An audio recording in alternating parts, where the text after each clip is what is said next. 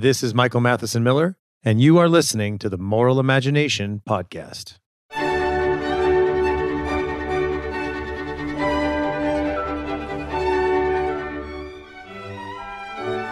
Welcome to the Moral Imagination Podcast. I'm very delighted. My guest today is Professor Gary Saul Morson. He is the Lawrence B. Dumas Professor of the Arts and Humanities at Northwestern University and also a Professor of Russian Literature. He is the co-author with Morton Shapiro of Sense and Sensibility. He's also written a book on the words of others, how quotations are used, another book on Anna Karenina, and has a forthcoming book also co-authored with Morton Shapiro called Minds Wide Shut, which is a great title. So Dr. Morson, thank you very much for joining the Moral Imagination Podcast. Oh, it's a pleasure to be here. Well, today we're going to talk about an essay that you wrote last year at the New Criterion called Leninthink. And I read this essay at the end of last year, and I was struck by it. I thought it just was amazing. It was a really remarkable essay. I learned a lot. And it really outlined, I think, a couple of things. I think it has two purposes. One is it teaches us how Lenin thought and what Leninthink is. And I think it gives insight into some of the ideological nature of the current age, which I think continues on. The ideology didn't die with the fall of the Soviet Union.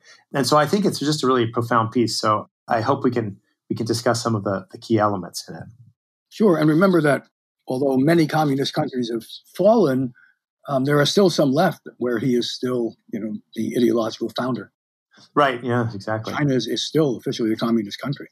Yes. So let's begin. Let's start. Let's just kind of go through the essay. I think it's important, right? I think, yeah, exactly. I'm glad you brought that up. It's China, of course, is a communist country, North Korea, and this Lenin type think is very potent there.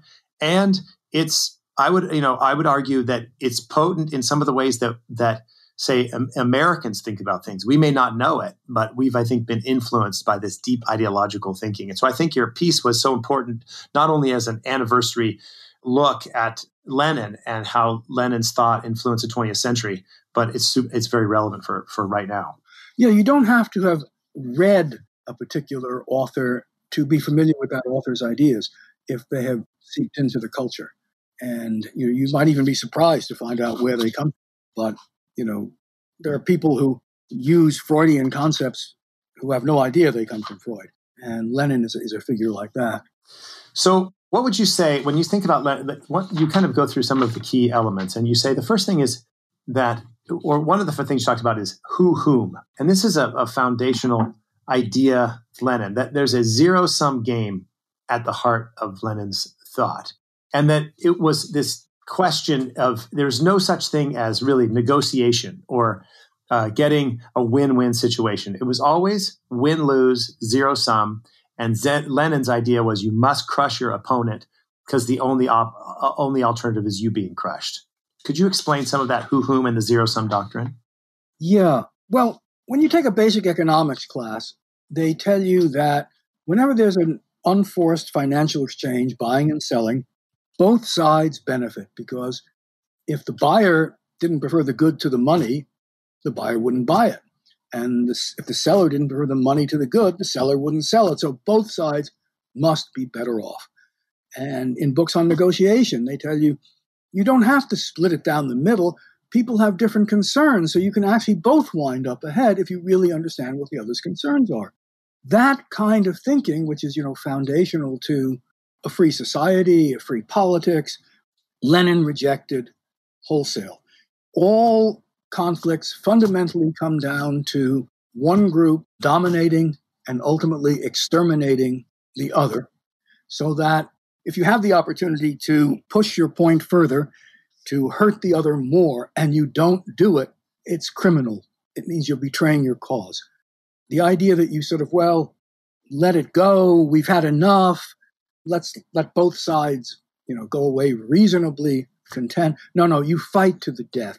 The only time you compromise is when you would be the one who would lose if you continued, and then you're relying on the other side being dumber than you, that is not having the who-whom ethic that you have. Who-whom is, Lenin's great phrase, to sum up his philosophy, who dominates whom, who exterminates whom, who wipes out whom. That's all there is. All questions come down to that.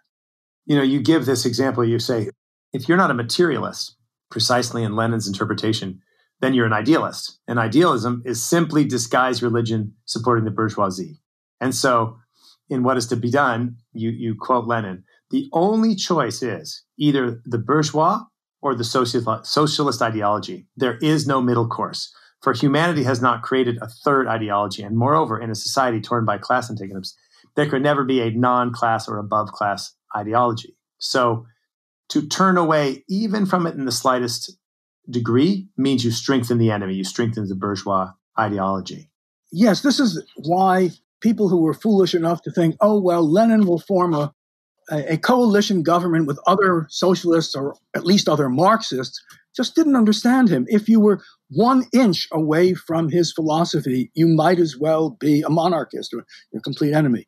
You might even be worse because you might delude people. And Stalin was to continue that within the party. If you differ from him within the party, even if you're a Bolshevik, with Lenin from day one, 1 inch difference, and you might as well be, and you'd be accused of being, in the pay of a capitalist power. You can't differ at all. This is where, Lenin is willing to push it that far. And whenever people have a whom outlook, if they don't push it that far, it's either because they don't have the opportunity or because they haven't realized the implications of their own position. But sooner or later, they will. Mm-hmm.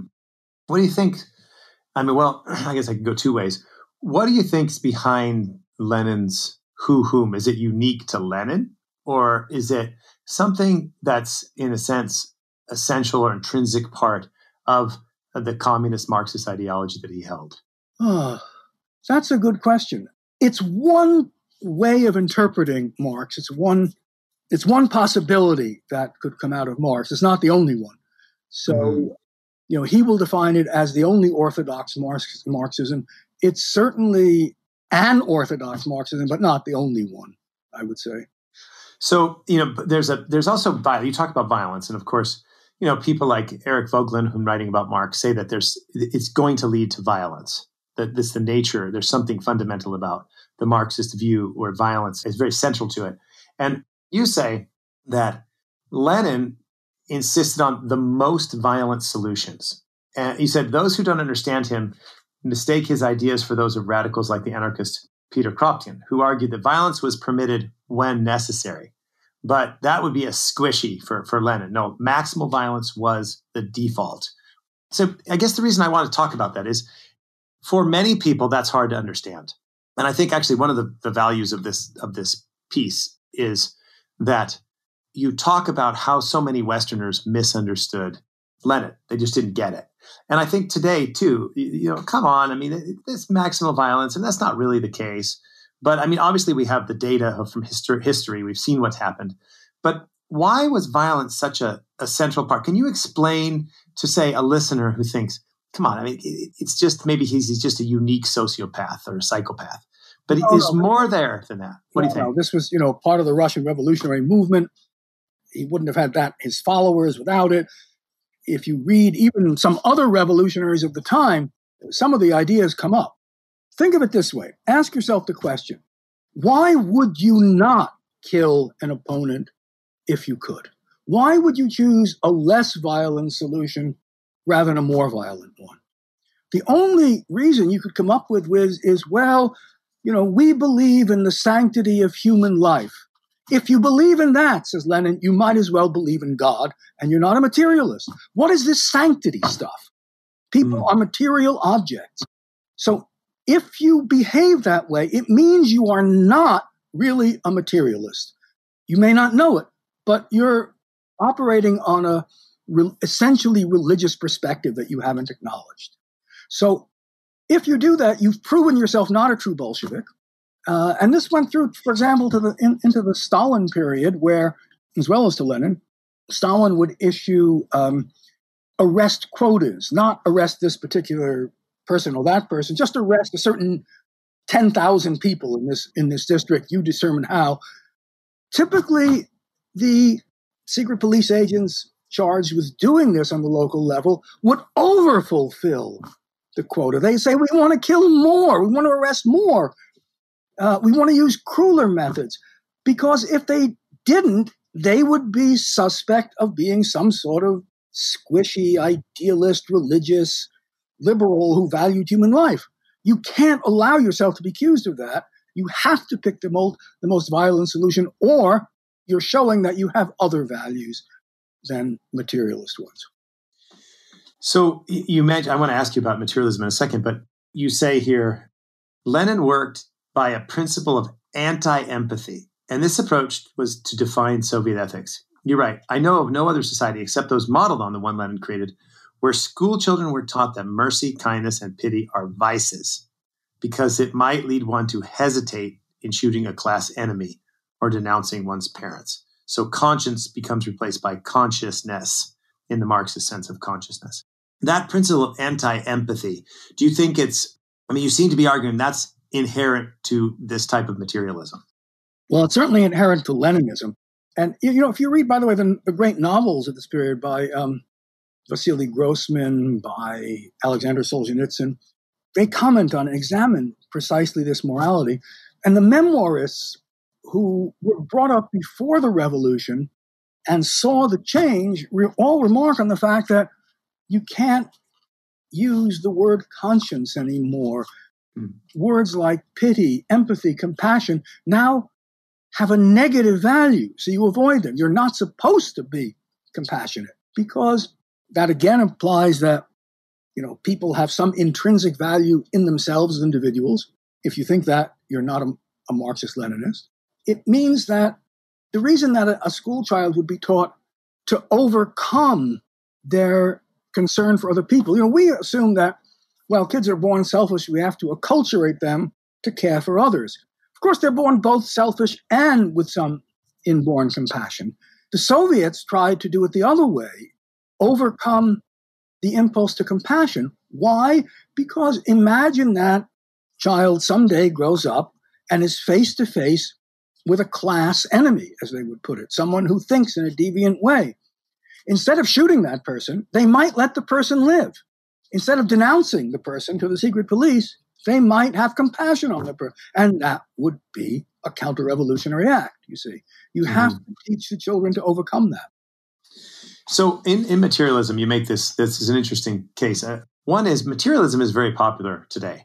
A lot of people are materialists. Mm-hmm. At least they say they're materialists. And yet they also seem to have care for others. Do you think this is an incoherent thing? I mean, if you're a materialist through and through, it seems to be very difficult to argue for, as you said, the sanctity of human life or any sense of care for the weak. I mean, if you're a materialist, human beings are purely matter, then really the social engineer must use that matter for the greatness of whatever, power, the state, whatever it might be. I mean, why do you think the popularity and attraction of materialism in a post-Soviet age?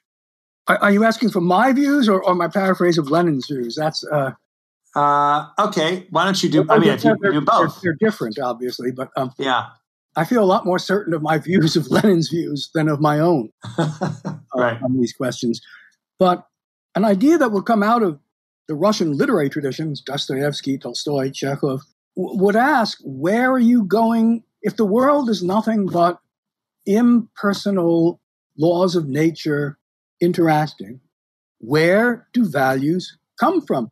Why not inflict cruelty? Where is your notion that cruelty is a bad thing come from? Can you find it in the law of gravity?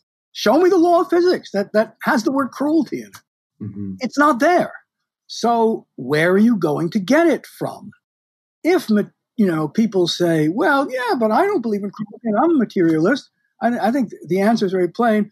Yes, because you still have the habits of when the culture was not materialist. They hang on. But gradually those habits wear out. And since they have no philosophical basis to justify them, then they'll be replaced by more ones closer to the real implications of materialism. That would be the argument, for example, that Dostoevsky would make. It did make. Mm-hmm. Right. So like if God does not exist, everything's permissible. So some of his characters say, yes. And right. Where are you going to get, when I'm trying to illustrate Dostoevsky's ideas, when his characters say this, in front of my class, I take my ballpoint pen and, I drop it on the ground and I say, well, you've all had your physics. You know that it falls at 9.8 meters per second squared. Tell me, is that moral or immoral? And of course, they look perplexed. Well, it's obviously an absurd question, but we are nothing but complicated things like that pen, and therefore, how can you say that our behavior is moral or immoral? It can't come from laws of nature if you think that's all there are. It's interesting too. We can move to another thing, but the Italian philosopher Augusto Del Noce, he died in 1989, wrote a lot about Marxism in Italy. Mm-hmm. And he actually said at the end, it's because you have this line, which I want to go more into, but he said, Lenin did more than anyone else to shape the last 100 years. He invented a form of government we've come to call totalitarian, which rejected in principle any idea of private sphere outside state control. And you will go into a little bit of that. But there's also this materialism. Of course, that doesn't originate with Lenin, but that this materialism, Del Noce said that communism, as it realized itself in the West, it failed in the East, but it realized itself in the West. And he makes this case. I actually have a discussion with the physicist Carlo Lancelotti, who's the English translator of Del Noce, where we're talking about this very thing, where he makes this case that, the Americans actually moved from kind of staunch anti-communism with a religious tone to a materialist victory. We will beat you in liberation and comfort and productivity. And Del Noce says, you can see this move towards kind of a materialist opening in the West, which I think is it's very interesting because you bring in like the Russian thinkers asking these questions. They're not irrelevant to 2020. They're not irrelevant to, say, universities or media or discussions. I mean, I think this materialism is of Lenin. It didn't die after the Soviet Union. And even if you don't accept all of Lenin's conclusions from materialism, it's still hard to see how you get a robust set of moral values from materialism, even if don't accept the Leninist version. If you read the memoirs of people who were in Stalin's gulag, where their lives, their chance of survival were small in most of the camps, there would come a point where you might have to decide there's not enough food. Will you steal it from somebody else, a weak prisoner who's likely to die anyway because he's a few stages towards starvation ahead of you? Do you do that? Do you do somebody in, look out for number one, or do you maintain your conscience? And you're faced with that choice. Almost all the memoirists and novelists, who talk about this, point this out. And even the people who were materialists, atheists, and even Leninists, but not Stalinists, remark that the first people who would find an excuse to give in would be intellectuals, non-religious intellectuals. They could always find a reason to go along with their selfish ideology or the political ideology. They could always find a reason. The people who were least likely to make the wrong choice there, the immoral choice, and think it's an immoral choice, were believers. And it didn't seem to matter what religion they believed in. It's important that they believed in some higher power. Solzhenitsyn, speaks in his memoir of an incident that made him think for the first time about this when he's discussing with another prisoner that they've heard President Roosevelt has made a prayer to God, for something. I don't remember what. And Solzhenitsyn says, well, of course, that's sheer hypocrisy. And the other prisoner, who's a Jew, says to him, why are you so sure that he couldn't believe in God? And Solzhenitsyn says to him, why, do you believe in God? And the other prisoner says, yes, of course. And he said, I was struck for the first time in months. I could have answered him with all the prefabricated answers. But now I realize they were prefabricated. They were implanted in me. They weren't what I really thought. And for the first time, I had to start thinking, well, if we use the materialist philosophy that we were taught, all that matters is the material result. Why shouldn't I do anything that would help me survive? And he begins to think, no, there must be an objective set of values somehow, something that the material world cannot explain if we are really to believe in right and wrong. And only the people who held to one or another of these values, it didn't matter which religion or philosophy, but held it firmly, could resist the temptation to simply act for their own survival at anyone's cost. Yeah, that's very interesting. You touched that a little bit in the section called the Abbé of, is it Thelem? Thelem, yeah. Yeah, where you quote Lenin. He's complaining that bourgeois thinkers have slanderously denied that the Bolsheviks had any ethics. And he says, in fact, this is quoting from Lenin, we reject any morality based on extra-human, extra-class concepts. We say that this is a deception. We say that morality is entirely subordinated to the interests of the proletariat's class struggle. That is why we say that to us, there's no such thing as morality that stands outside human society. That's a fraud. To us, morality is subordinated to the interests of the proletariat's class struggle. When people tell us about morality, we say, to a communist, all morality lies in this united discipline and conscious mass struggle against the exploiters. When he says all there is the interest of the proletariat, he means the interest of the Communist Party, which is the representative of the proletariat. Nobody actually asks actual workers. Right. Right. It means the Communist Party. Whatever the Communist Party needs to do is automatically moral. Automatically moral. It's moral by definition. It isn't that, well, the Communist Party being good, wise people do moral things, because that would mean there's a standard of morality that they adhere to because they're wise. No. If you think that, you've missed the point. Whatever they decide to do is moral because they do it, even if it's exact contrary to what they did a week ago. I think that's hard for people to believe. I don't believe it. I'm saying I think I think this is why this piece is so important, because it's hard for people to believe that that's not the case. But I mean, when you read Lenin's writings, when you see what he says, when you see how he deals with torture and humiliation, you see that he lived it. I mean, he lived this idea that he said, you're right, he expressed utter contempt for the principles, no crime without law and no punishment without a crime.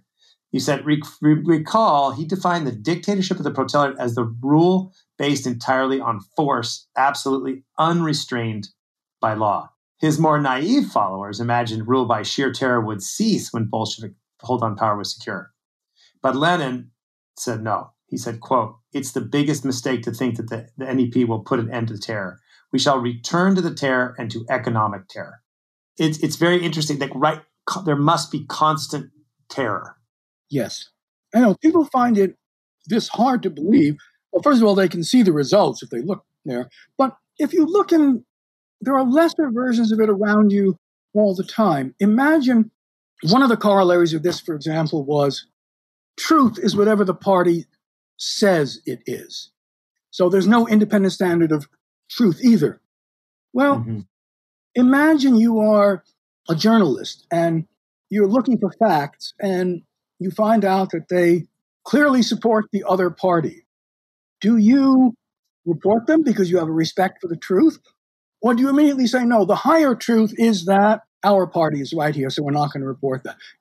If you take that latter position, and I think a lot of journalists do today, you're not quite at the Leninist position, but you've gone about halfway there. Mm-hmm.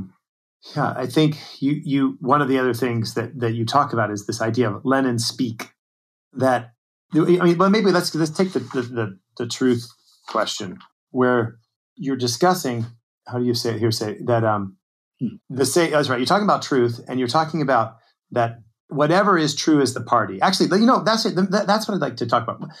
I think this is later in the essay, but this is, I think, this was a point that struck me when you said that people would actually confess of crimes that they knew they did not commit, not even simply out of fear. Like it was almost as if the party became truth, and if the party said that they committed a crime, they would confess that they commit the crime because the party is true.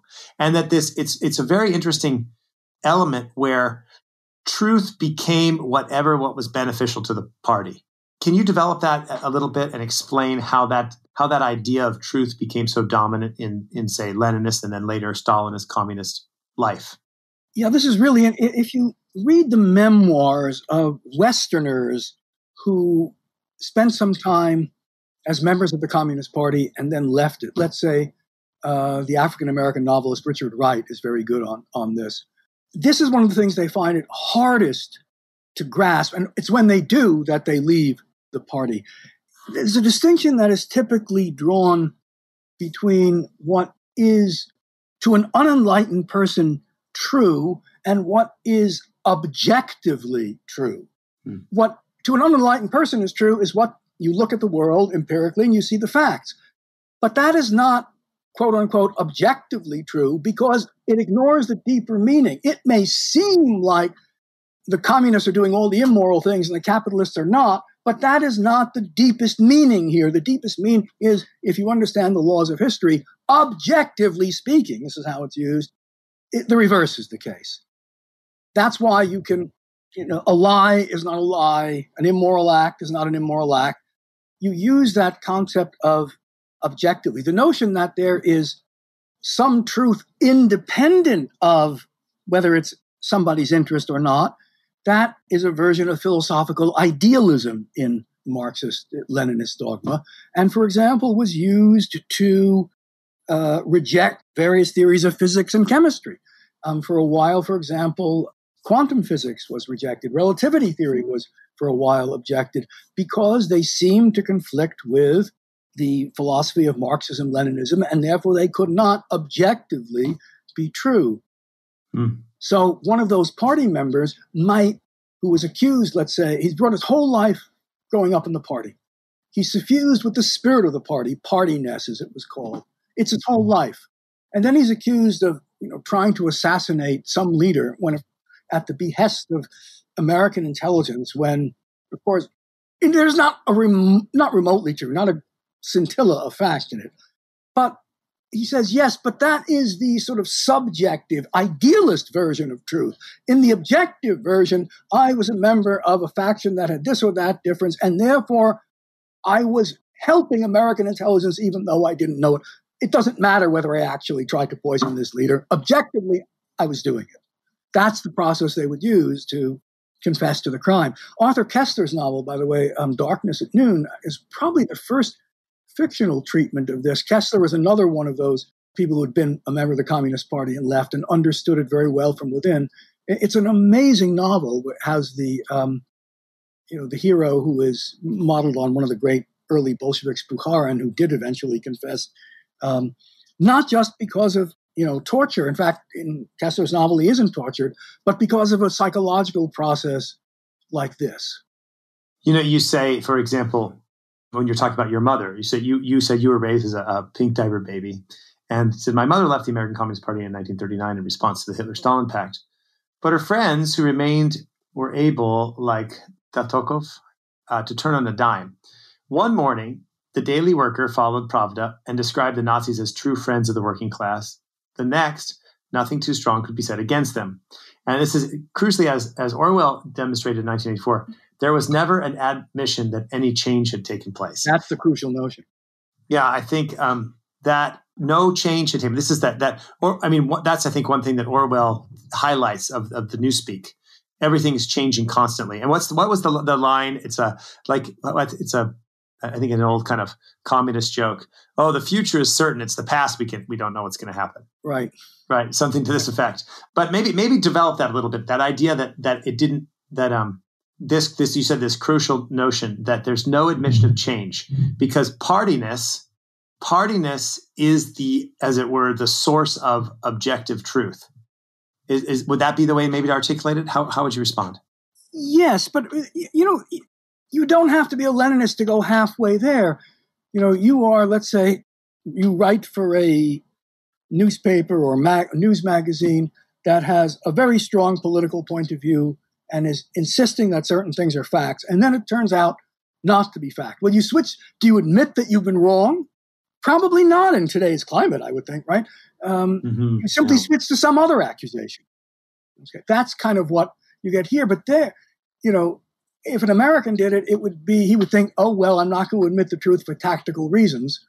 He might think that. Whereas if you are all the way in this direction, the truth is whatever is tactically good. Right. I think we talked about this earlier. I wrote a little blog about your essay because I think it's so good. And I remember when I was young, my mother said to me something. She was maybe an early lesson in political philosophy. she said, you cannot trust communists. And my mother was born in 1922. So she was, during the Great Depression and aware of all these things happening. You cannot trust communists because they've told us that you can't trust them. They've told us that they will say whatever benefits the party at any time. And I remember thinking this, and I would get, discussions in college and afterwards, this thing I learned from my mother. And you actually write something very, very similar. You say, this is something that Westerners, both politicians and intellectuals, just could not get. They couldn't grasp this. They could not get it. They would think these are people who, like all of us, they lie sometimes, but we can make agreements with them the way we make agreements with each other. We lie sometimes too, but that's rather different. You see, it means you have some standard of truth, some notion that lying is a bad thing. You may do it, but it's all of that is rejected, some independent standard of truth, that it's in any sense a bad thing. You see, you would say, well, I know I'm lying, but I need to do it for this reason, and it's for the greater good. That thought would simply not occur to a Leninist. You wouldn't even ask yourself, is it true? Because that would imply there's some independent standard of truth, and you've rejected that long ago. You would simply say, what's to your advantage? So if somebody said, well, does he really believe that? The answer is, the question has no meaning for him. He doesn't sort of refer to some objective truth and decide to lie. He never asked the question because it's meaningless. Mm. That's not really true of, even a corrupt Westerner. Right. But that's what's interesting. I mean, I don't want to get too much into a kind of contemporary life because I think it's just Lenin in a sense speaks for itself. But I do think it's interesting that Solzhenitsyn said that one of the things that he noticed before the revolution and during was that this just fundamental deceit throughout society. It was just constant deceit, no regard for truth. And it's very interesting because I think there's pretty strong currents in modern Western life where truth is rejected. The possibility of the nobility of truth is rejected. And I wonder if you said earlier, well, if you may have some kind of leftover elements that don't necessarily fit the materialist that help you say sanctity of life or whatever it might be. But I wonder if the same thing is happening with truth, that at least in certain sectors, the constant repetition that there is no such thing as truth, no such thing as truth, could become the very same thing. It no longer becomes a question to you. Party-ness takes over. It's an interesting thing because we think, Lenin's gone, he's done, those days are over. But, and you've noted this a little bit earlier, but party-ness is very interesting. It seems to me, I was talking to somebody about this, say, for example, in all the responses to the coronavirus. Mm-hmm. One of the things I've increasingly noticed is, well, what does my enemy think? Okay, I think the opposite, right? It's constantly changing. People don't necessarily they don't know. Part of it, people don't know. There are a lot of things we don't know about the coronavirus. But what it's interesting is almost like ideological reactions that are contrary to what the person who I politically disagree with. So whether it's true or right, or whether my opponent is true or right, is, I think, decreasing. What do you think? Well, it's disturbing when issues that should be matters of weighing costs and benefits, certainties and uncertainties, should we, send elementary school children back to school or not, are argued as if those guys want to do it, so we're opposed. They're opposed, so we want to do it. A rational discussion is not possible in a case like that. You're in a situation where you're not looking for the best solution. You're looking just to beat the opponent. And that produces bad policies, regardless of who's thinking this way. Mm-hmm. Yeah. And that seems to be increasingly normal. And I think that's another element of why, the remnants of Leninism, right? That there's party-ness or ideological attachment, so that compromise becomes, politics as the art of compromise starts to fade away. And this, of course, would happen in extreme versions with Lenin. There's no compromise. There's just extermination of enemies. Right. But it seems that ethos has not left us. One of the things I think is interesting, and you talk, well, let me say, I'm not sure if it was you or maybe it was in the history book called The Russian Century. It's like 100 years of Russia. He actually gave some examples of people confessing things similar to what you said. So, for example, you were involved in some plot. Well, it was objectively the case that there was no way he could have been involved in that plot because he wasn't in that country at that time. Right. And again, and this is, I think, the important element, a lot of confessions took place because of torture. I mean, there were horrendous practices in concentration camps, which were set up, early on in the gulags. But some of these confessions were done out of loyalty to the party. Like like you talked about with Darkness at Noon, that some psychological adherence to the party became so powerful that while it may not be, quote unquote, the objective data, I couldn't have done it. But somehow I'm not sure this is in the right Leninist language, but somehow in the spirit of it, so the letter of the law, I didn't do it. But in the spirit of the law, no, I was absolutely guilty of that because this will further the party. Yes, because you've had a deviant thought that's already a crime. I always wonder when people start defining thoughts, not just actions, as criminal, then you're very much into that totalitarian universe. And, if you pay attention, you'll see that there are various groups now that actually do treat an improper thought as already a crime, not just something that will lead to crime, but a crime in itself. Mm-hmm. And the person who would confess in the Soviet Union would know that they had an improper thought, and therefore they were guilty. Yeah, I think that's very interesting to know. I saw a cartoon or something. It said somebody, I think it was somebody on the couch. I think maybe they said I had a conservative thought. I think that's what it was. It was an improper thought. They were confessing that they had something they shouldn't have thought. But I think it's interesting because you can even see this now. In one sense, like it seems so far away. And I don't want to get into a psychological analysis here, but in one sense, it seems very far away. Like, how would this happen? But actually, you can even see it just in the last couple of years. Oh, wait, am I supposed to think that? Uh-huh. And there's a sense like, no, that's outside of what's fashionable or permissible thought right now. And so luckily we don't have threats of, concentration camps and torture, but you can see the psychological element. Like I think I have to obey what is proper in the circle in which I live. And if not, then somehow I'm ideologically impure. Right. And it's not necessarily done because, you might be afraid of losing your job or losing friends, but more likely is that you really do want to think of yourself as a good person and not have the wrong thoughts. Right. I think René Girard's really interesting here when he talks about just the problems of contagion, right? Why do people think this? Because we all try to think what we're supposed to think. There's a contagion that goes on. Yes. And I think it's very interesting. I also think another kind of interesting element of this is that just the ideological nature of our age, and I've talked about this before, that you have whatever it may be. You have Marxism, Darwinism, Freud, these kind of very powerful ideological schools. And they claim to be a theory of everything, right? I mean, Marxism is clearly a theory of everything. It's going to explain how things work. And what it seems to be interesting to me is, so I'm Catholic, and I start to notice among Catholics, well, this explains everything. Like, wait, what do you mean that explains everything? Right? The Catholic Church doesn't promise to explain everything. And I don't just mean like physics. I just mean like, even complex social issues that say, well, the Catholic Church will give you an orientation. Here's a way to think about the common good. But it's not a political program. But now it's like, do you hold these specific beliefs? Like the whole world is becoming ideological. So even say traditional religions where you have very strong commitments, right? So that's clear. There's like a clear, but it's not ideological in the sense that it explains every single element of reality. But I'm noticing increasing ideologicalness, if you want to call it. Maybe it's like party-ness. There's that. It's almost like, well, the Freudians have their theory of everything. The Marxists have their theory of everything. I better have my theory of everything. And instead of saying, well, I don't know. I mean, it's complex. I guess good people can disagree. That good people can disagree element is dropping fast, it seems.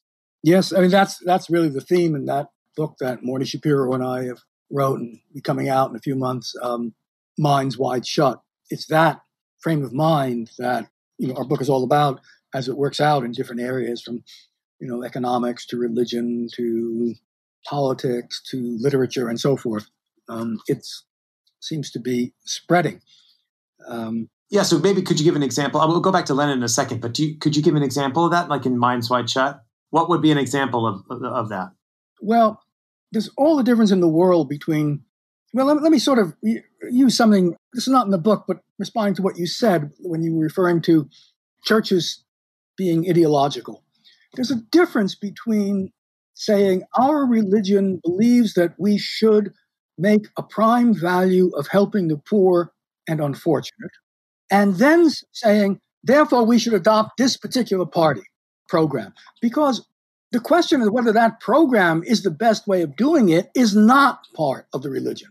Right, exactly. It's an empirical question. Does it going to work or is it not going to work? What's its cost?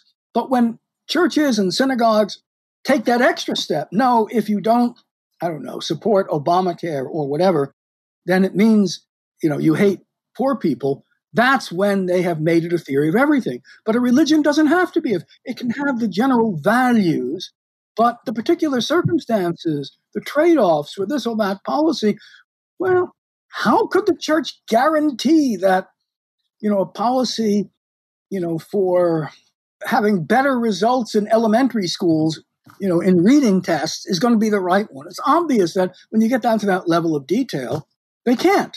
But if you're an ideologue, you have a way of doing it. Who advocates it and whose interest is it? Therefore, we know. Okay, that's where you cross the line. I'll give you another example. This is one we do use in the book. It's one thing to say experience in basic economics teaches us that on the whole and for the most part, market solutions tend to work better. That's very different from saying categorically, absolutely, in all circumstances, we know it the way we know the laws of physics, always pick a market solution. And the same with the other side, whether it's a collectivist solution. Right. One is a basically fundamentalist economic position on either side, and the other is well, an on the whole or for the most part kind of thinking. Mm-hmm. Right. Well, it's an orientation, or like, for example, so like I'm a supporter of free competitive market economies, but I also give lectures on cultural critiques of capitalism and markets. I mean, just because markets are generally more efficient doesn't mean they're always the exact right thing. And there's some things that there shouldn't be a market for because they're morally evil. But a market can't tell me whether I should trade organs, right? I can't. I mean, that's the market's just the connection. I don't mean markets are neutral, by the way. I think it's much more complex than that. I mean, I think there's private property and rule of law, a lot of things going with markets. But the point is, you can't necessarily get a solution to every single problem. And the other thing is, everything has trade-offs, right? I mean, there are negative effects of market economies on culture that are indisputable, right? And I think that's just an example of something that I think to take this approach somehow that is the solution to everything, or everything can be worked out through a market arrangement. I think just it's like the bed of Procrustes, right? So you fit everything into your little bed or big bed, whatever it is. Everything's got to fit there. And if it's too big, we're going to cut it down. And if it's too small, we're going to stretch it. An example we added just as the book, was, going to the publisher, was that even people who believe thoroughly in market solutions as the most efficient, when the pandemic hit, came to realize there was a problem if your supply lines could suddenly be cut because they're in China or abroad, right? Right, of course. Okay. That looking for the most efficient solution in a market method, it may not be what you want to do with everything, things that your life depend on that might be in the hand of an enemy, for instance, right? Yep. That is, the British are thinking, well, do we really want the Chinese to control our internet communication systems? What happens in terms of a crisis? Even if they can do it cheaper, do we want them to do it? Those are questions where you say, well, a market solution is not the only consideration here, right? Mm-hmm. Also, it's interesting, too, that I think I've thought about this, what I'm about to say before, but I haven't thought about it in light of what you're saying, is that I've always kind of been irritated when, like, say, for example, let's give this example. So I used to live in Japan, and Japanese they subsidize their rice because they want to have rice for cultural reasons and for national security. Yes. Okay. And we do subsidies of various things here in the United States, and the Swiss do a lot of subsidies.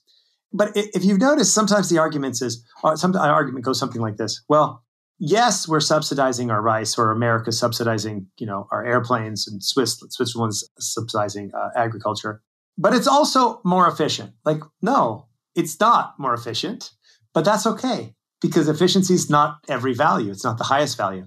And so it's also interesting, too. It's like whatever happens to be the dominant thing at the time, not only are we raising prices and making it less efficient, but it's also more efficient. Just believe me, right? No. And I think I think that's in a sense the mind's wide shut. That's the ideological element. Like there are multiple things that we're taking into account that lead to a rich, flourishing life or a healthy political life. And efficiency is important, but it's not the only thing. And if you make it the only thing, you're going to make a lot of errors in policy and other parts of your life as well. Yes, that's right.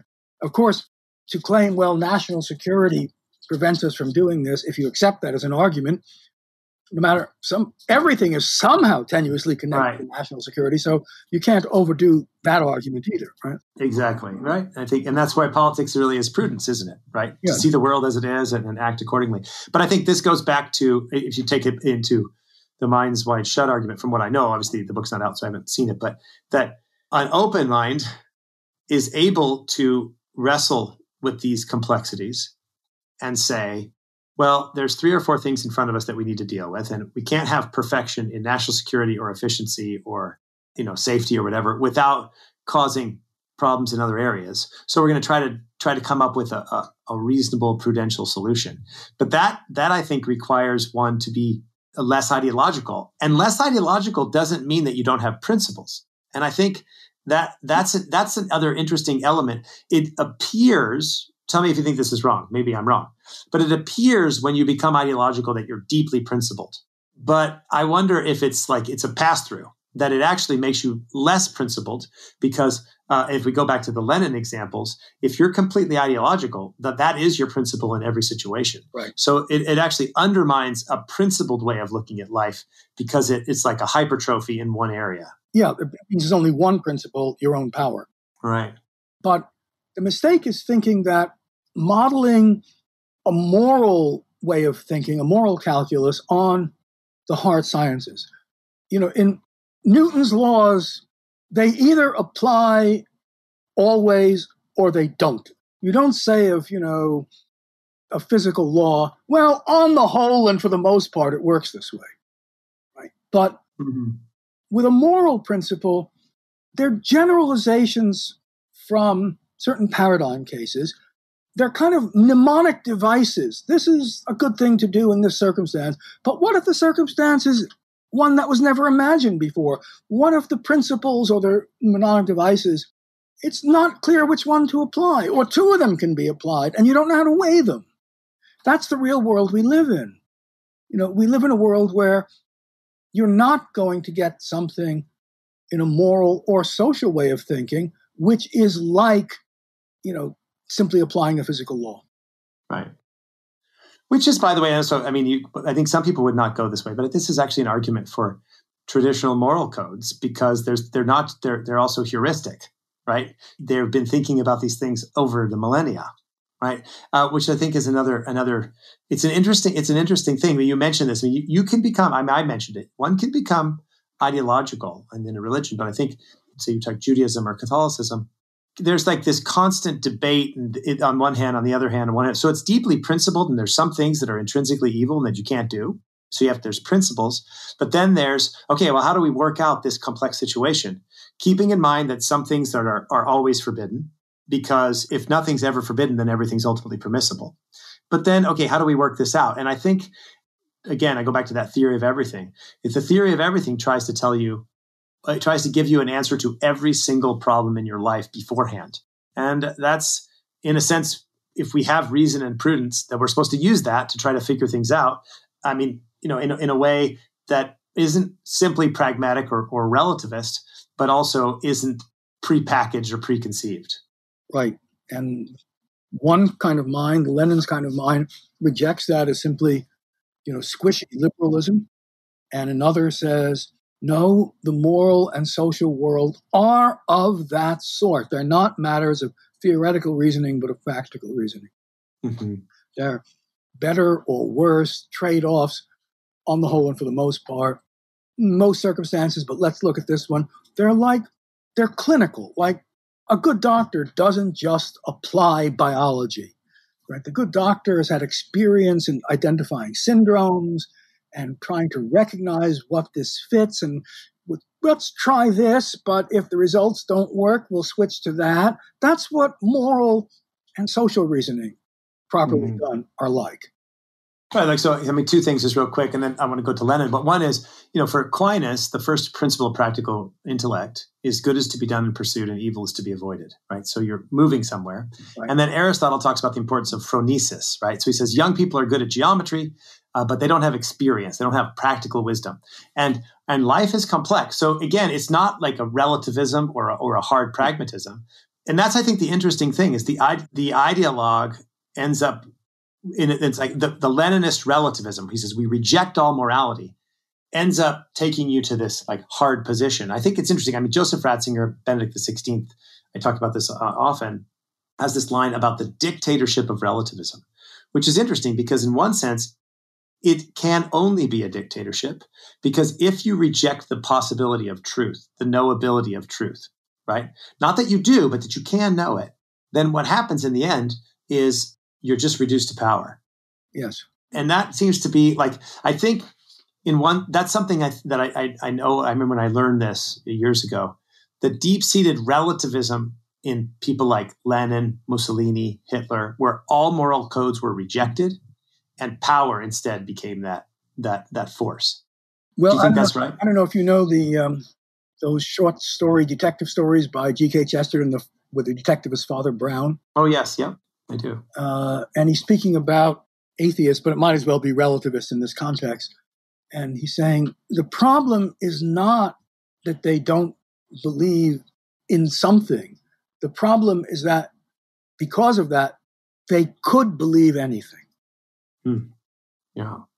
You had also, didn't you have another Father Brown example related to this? To Lenin? I love those stories. They're kind of like watered down Dostoevsky, but they're that's still pretty good. Yeah, I think it was you who gave somebody else. I think it was you who gave me another example of like a Chesterton example. I'm trying to remember what it was. I probably have it written down somewhere, but I won't look for it now. So let's maybe just finish off then with your thanks a lot for your time. I really appreciate being here. It's been fun. Yeah, thank you. And so you end on 2 points. One is the other foot. This is pretty interesting. You say, I know of no other political ideology that entails such a conception of belief. When I was a young associate professor teaching comparative literature, faculty wrote these are the throats. I remarked to a colleague who called herself a Marxist-Leninist, it only made things worse when she told obvious falsehoods in departmental meetings. And surely such unprincipled behavior must bring discredit to your position, I pleaded. Her reply brought me back to my childhood. I quote word for word. You stick to your principles, I'll stick to mine. And she meant we Leninists will win because we know better what to do, like what works, right? And you said that even Westerners who regard themselves as realists have only taken a few baby steps towards true Leninist position. Yeah. They are all the more vulnerable for imagining they have an unclouded view. Yes. They think, well, we're hard-nosed thinkers, and they don't know what a hard-nosed thinker really is. So they can be taken in. I mean, con men love to find people who think they're really smart. Yeah, it's interesting. And then you also, I like this, that for a Leninist, the shoe is never on the other foot because he has no other foot. Yeah, by that I meant, and I've noticed this, by the way, I've been reading a lot of the writings of 19th century Russian revolutionaries and terrorists who were not all of whom were Marxists, certainly not Leninists. Some were populists, some were anarchists. But you find in work after work after work, this kind of thinking. That is, if we kill somebody for a political reason, that's okay. But if the czars hang somebody for killing because they killed somebody for political reason, that's murder. But if we do it, it's not murder. The same is not the same. So you reject in principle the idea of, well, yeah, but you're doing the same as what you're criticizing those guys for doing. What if the shoe were on the other foot?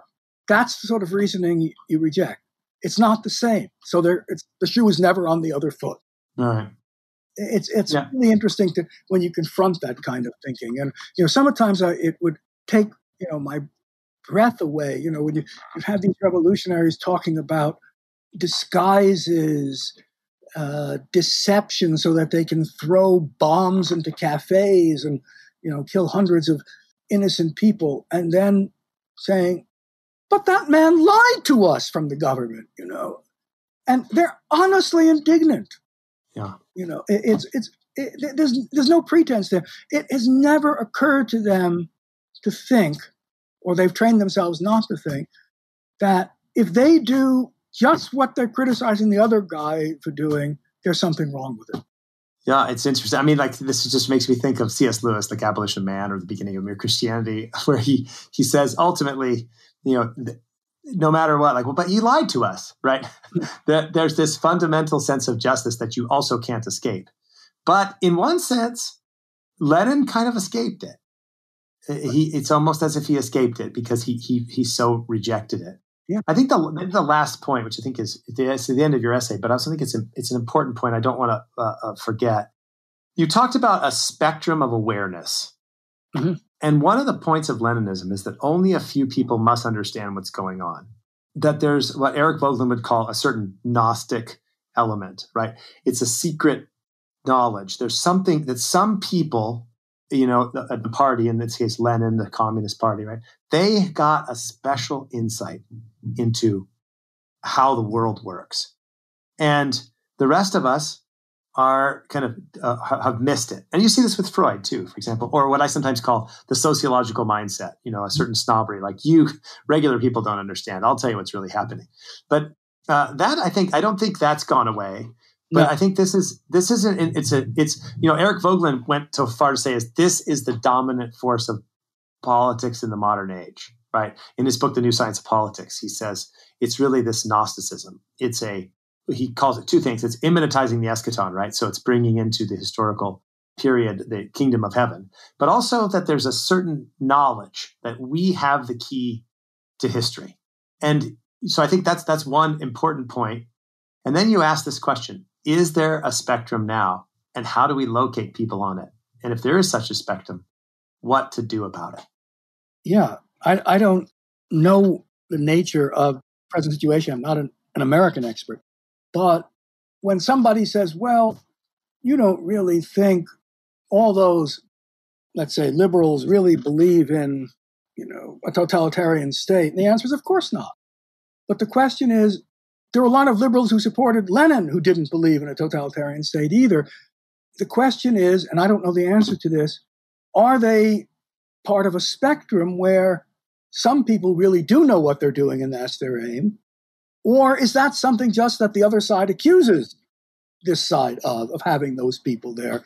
And both are entirely possible. In different situations, both will be, one will be the case and others the other. You'll just accuse people of it when it's not true, or it will be true, but it won't be so easy to detect. That's very hard to know. But the difference is really crucial. Mm-hmm. And so maybe we'll end with this. Is like you actually there was an article about you, kind of interviewing you in the Wall Street Journal, and what made me think about it is you said, I'm not an American expert, but part of the article was you saying what your study and knowledge of pre-revolutionary Russia and Russia, that you're seeing some parallels in the way we operate. Well, what do you think those would be? The way I'd rather put it is, if you know the Russian situation, it suggests certain questions to you when you see certain things. Mm-hmm. It doesn't give you the answers, but it teaches you to ask certain kinds of questions. So if you've seen, ways of thinking that led to totalitarianism, and you see things that look like that, like, let's say, Russian thinkers of 20 years before the revolution, where they hadn't gotten that far yet, mm-hmm. If you see things similar, you can ask the question, is this a similar dynamic that might lead there? Well, to answer it, you actually have to know the American situation. All my knowledge of the Russian situation would do is suggest some questions to ask. Mm-hmm. And what do you think about what's one or two of those questions? Well, is the kind of, how much does of the mindset of, let's say, academics of a certain sort, politicos of a certain thought, who are ideologically minded, how much is it like, and how much does it have the emotional resonance and trajectory of development of the Russian intelligentsia of 1900? There are a lot of sub-questions there, but that's mm-hmm.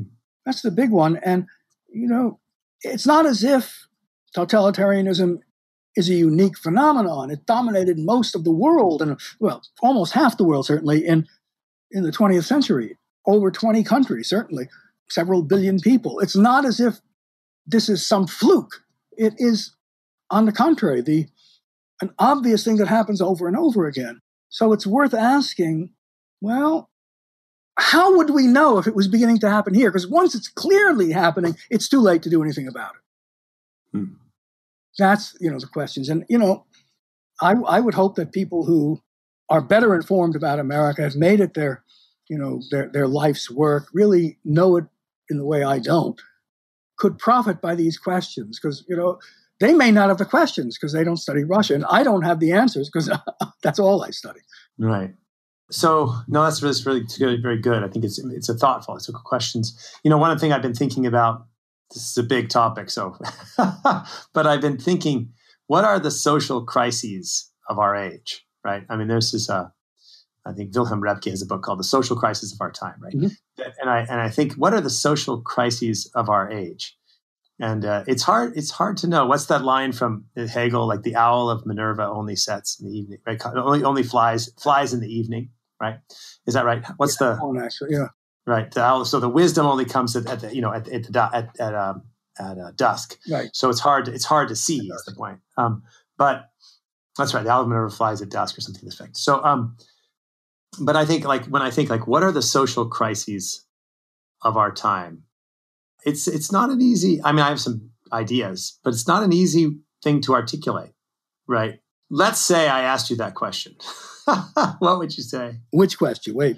What to one or two of the social crises of our age? And do you have what would you say? What you mean by our age? If by our age you mean the last 100 years, it is a question we've been talking about. Mm-hmm. Should we look for a hard social science modeled on physics, as social scientists are constantly telling us they've already found? Yep. Should give us certain answers. In which case, there's no need for the give and take of democracy. That view, because you don't vote on laws of physics. You don't need parties and trade-offs in laws of physics. If that's the model for society, then there's no reason for democracy at all. If all goodness is all on one side and all knowledge on the same side, then why not have a one-party state? Well, mm-hmm. Some countries have opted for that one-party state on precisely those reasons. The temptation is always there. The fall of the Soviet Union certainly did not end that temptation. If you go back from 1900 to the present, that's the real story, that question. That's good. So, and the final question is, you're a Russian literature expert. To someone who knows maybe a little bit, read a little bit, but not much, where do you start? Who do you recommend? What are the absolute must reads or read agains in Russian literature? One, just because they're beautiful, and two, because they teach us so much. Oh, I don't know where to start, but it's not a fair question to somebody like you. It's a little bit unfair. I know, but you're freshman. The three what are often considered the three greatest novels ever written: Dostoevsky's Brothers Karamazov, and Tolstoy's War and Peace and Anna Karenina. I think you should read those closely and pay attention to them and look at the psychology and the philosophy going on there. It's an education about life that has no equal. Good. All right. Thank you, Professor Morson. Thank you very much. Thank you. Again, the essay is Leninthink, and the new book is Minds Wide Shut. Yes. And also your book on Anna Karenina. So I'll put all those things up at the link at themoralimagination.com. Thank you again for joining. Thank you. Bye-bye.